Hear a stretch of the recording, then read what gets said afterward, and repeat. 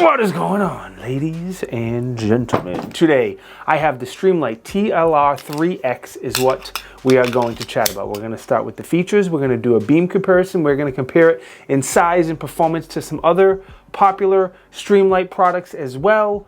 And let's get right into it. So this is a very slim polymer light that only weighs about 2 ounces. It is a dual fuel light. So you can either use the included Streamlight SLB9, a rechargeable battery, or in a pinch you can use a CR123.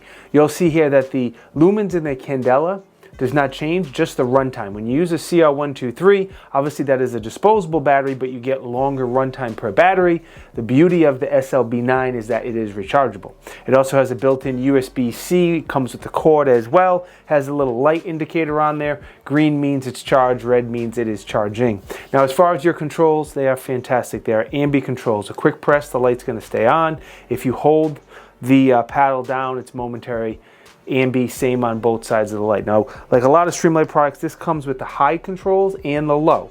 Typically, a lot of times, depending on the light, I like the low, but with this particular gun, this is a Daniel Defense H9, I actually like the high control, the high button better than the low, because the light sits a little bit lower on this gun. And with the high paddles, you can either push the top of the paddle or you can push forward on the bottom of the paddle, whatever makes sense for your hands and your grip. Swapping those out is very easy. You just push a little pin, the grip comes off, the paddle comes off, push the pin back, and then you're good to go. Now before I get into the different versions of this light, because there's 3 different versions of it, I want to step outside and do the beam comparison, show you the different beam between this and other Streamlight products, and I'll probably throw in a nightstick and whatever else I have that's a single battery compact light, Inforce probably. If you think I deserve it, please subscribe to the channel, and if you want to get more information on this, there's a link below, takes you to my website, and you can get all of that information. Starting off with the TLR-3X, it's pretty bright, it's a decent wall of light, as to be expected. It doesn't have a very, very tight hotspot, which is exactly what I thought with the candela numbers. This here is the sub version of the TLR-7, pretty similar. Next up is the TLR-7X. Definitely looks a little bit brighter. I don't know how much more candela it has, but you can definitely tell it's a little brighter. All right, this is the higher candela version of the TLR-7. I don't know if you can tell on camera, but it definitely has a better hotspot. Last but not least, this is the Inforce Wild 1.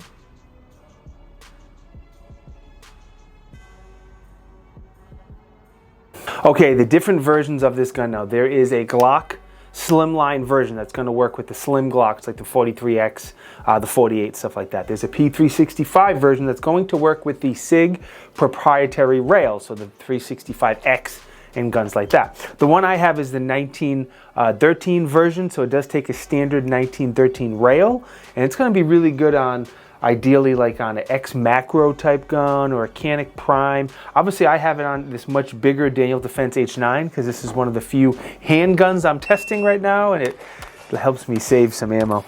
Like a lot of Streamlight products, they give you all of these different keys that you can put inside of the light, so you just back the screw out and then you can swap in different keys, and these keys are going to put the rail, the spot that integrates with the rail, in a different location, and that's going to help the compatibility extremely, much more compatible with these little keys than without them. There's actually a chart on the Streamlight website that shows you a lot of popular pistols and if it works or not, just to kind of give you an idea. The battery is a front load battery, so no taking the light off. You just back out the bezel there. The light comes right, the battery comes right out. And then this does have the 10-tap programmable button like a lot of Streamlight products have, and what it does is it enables and disables strobe. So I love that I'm happy they have strobe, but I'm happy I can disable it. I don't like strobe. I know a lot of you do. So I'm very happy that it can be enabled or disabled. The way it works, you press that paddle 9 times and you hold it on the 10th. You hold it for a few seconds, the light will flash, and that's how you know you enable or disable strobe. If you haven't enabled and you double tap the paddle, that will turn strobe on and off. That's how you enable to turn it on. All right.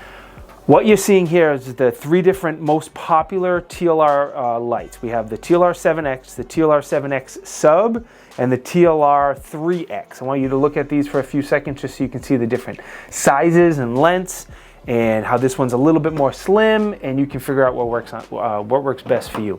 Up here on the screen now are going to be all the dimensions, the weight, the lumens, and the candela of those three lights as well. So the 3X again is a little bit more slim, a little bit lighter, excuse me, but not much. You're talking 2.6 ounces to 2.2, and you know, 1 inch wide to 1.2 and change inches wide. So it's a little smaller, it's a little bit lighter, but the difference is not drastic. Now, as far as testing, I've had this for a few months. I started putting it on a Springfield Echelon. I shot about 200 rounds on that. Then I put it on this Daniel Defense H9, and I have somewhere around 300 rounds through this H9. Now, most of the testing I did was to test these two guns with the light attached. The light was for the ride. However, you will see me shoot during the day with the light on. I'm not crazy. I do that just to get more testing on the light, press those paddles more, drain that battery, and just, it's a better way of testing a light, even if it is during the daytime.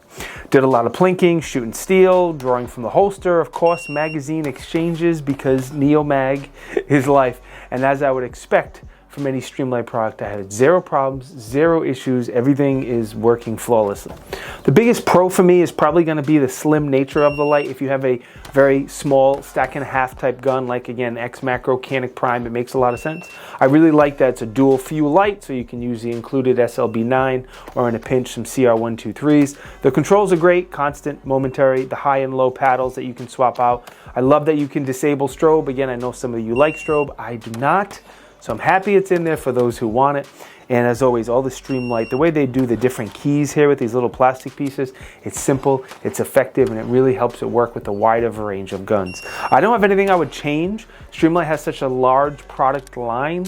If this isn't the light for you for whatever reason, there's a good chance there's another one that's going to fit your needs, whether it's the larger TLR1 or the 7, the 7X, the high candela TLR7 or the TLR7 Sub. You get the idea. There's lots of good choices. Same thing with their rifle and handheld lights.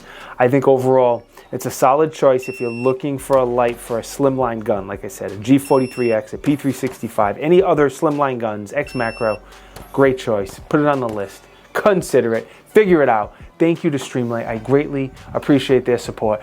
More importantly, thank you boys and girls for watching. That is greatly appreciated. Again, if you think I deserve it, subscribe to the channel. It doesn't hurt. I appreciate it. Santa appreciates it. Be good and stay blessed. Peace.